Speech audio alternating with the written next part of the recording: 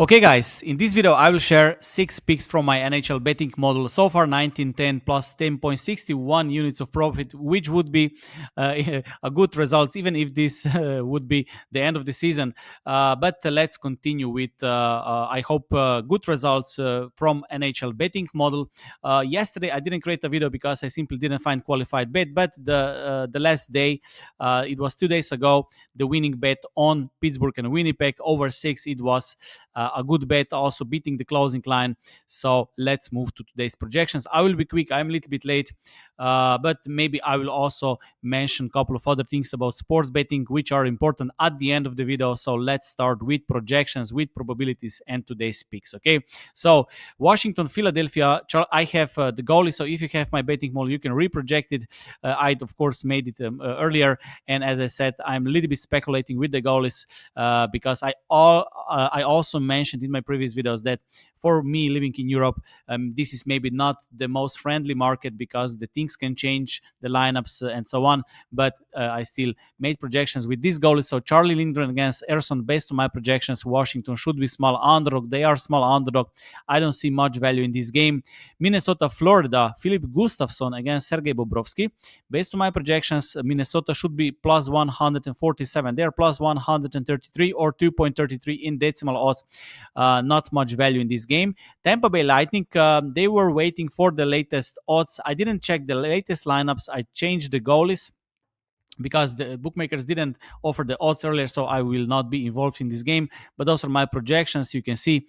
But if you have some lineup information, you can change it and you can get other numbers as well. When I was making projections, there were no odds yet, so I simply skipped. Dallas, Buffalo. Based on my projections, Dallas should be a favorite. Of course, they are a better team, but still the odds are too close. And then we have the first game where I found the value. Rangers against Canadiens, Shesterkin against Montebao. Based on my projections, 6.66 goals, and bookmakers set it at 6. So this is over 6 in this game for 1 unit. I'm still thinking to improve a little bit totals projections, not projections, but calculating the value. Projections are correct.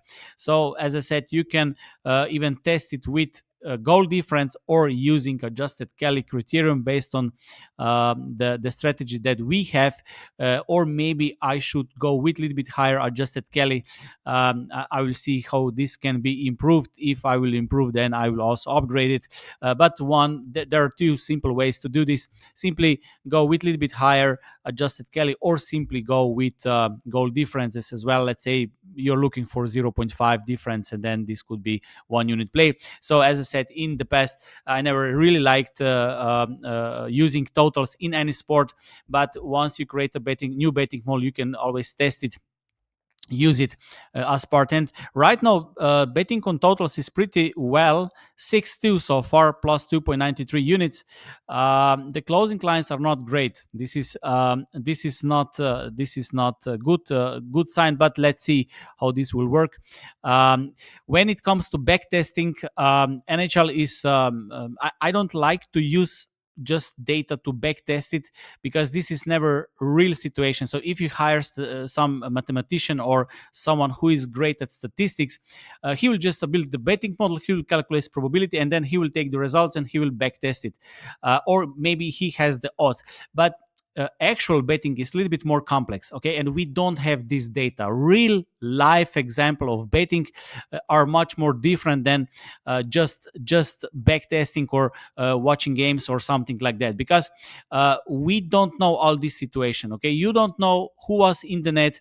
You don't know you don't know when you make bets. This is also important. If you wake early, if you wake late, you also don't know how the odds shift once they change the goalie. What happened if they don't offer the odds, or once they open the odds, what happened then? And of course, you can track it against closing odds, you can track it against opening odds. Maybe you have this information, but real live betting, this is completely different. And I like to see every single betting model or everything that I do in a real time, real life example. Okay, so even if I create something new, let's say that right now I decide to create a betting model for college football, for example. This is something I didn't create yet. What I would do, I would simply test it on a real time. Okay, so I will take, I don't know, 1,000, 2,000 games, and I will test it on a real game. Or so this is, I don't know, couple of months, or maybe even one season. So if you have 10 betting models, you can always work on one, and then you can bet some others, and then you can always work on one another betting model, right? If you focus on the knowledge. If you focus only on one sport, then you wait whole year for NFL, and then you have a losing season, then it is a disaster for you, right?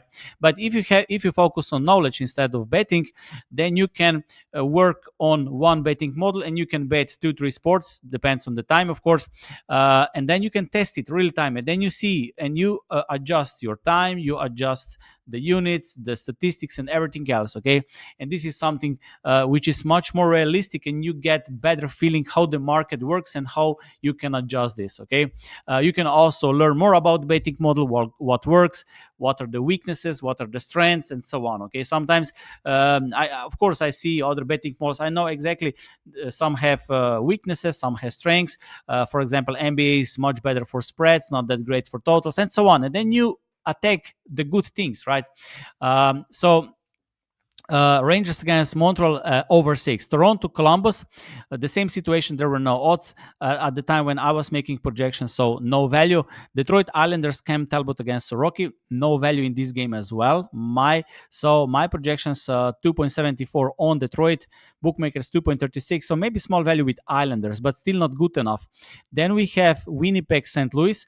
My projections and bookmakers projections are too close. Vancouver Canucks against Chicago Blackhawks. I think I have a bet here. Yes, qualified bet under 6. So this is totals. I can probably improve a little bit more calculation for value, but under 6 in this game at 1.95. Colorado Seattle Kraken.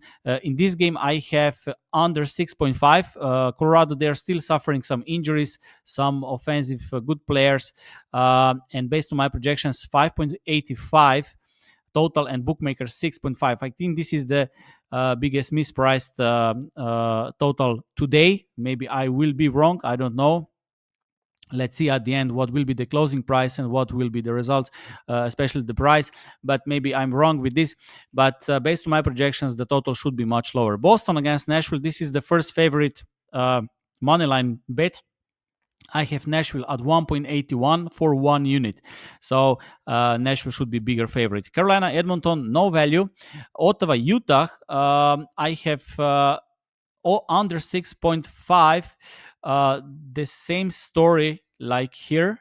5.67. So this is even bigger mispriced opportunity. This is even bigger mispriced odds. So 5.67, right? Pittsburgh Calgary Flames, based on my projections, no value. San Jose Anaheim Ducks, no value. And Los Angeles Kings against Vegas Golden Knights. I have Los Angeles Kings based on my numbers as a small favorite, not as a small underdog. And Los Angeles Kings are an underdog play for today. Okay. One more thing I want to mention when it comes to sports betting and money in general. Okay, timing is very important. Okay.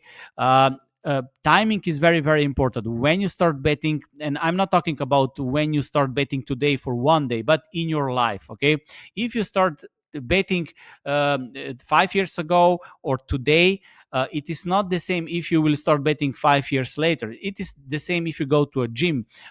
Someone who goes to gym for 5 years, it is much better if he started earlier, right? Not like, I don't know, when he's 50, 60 years old.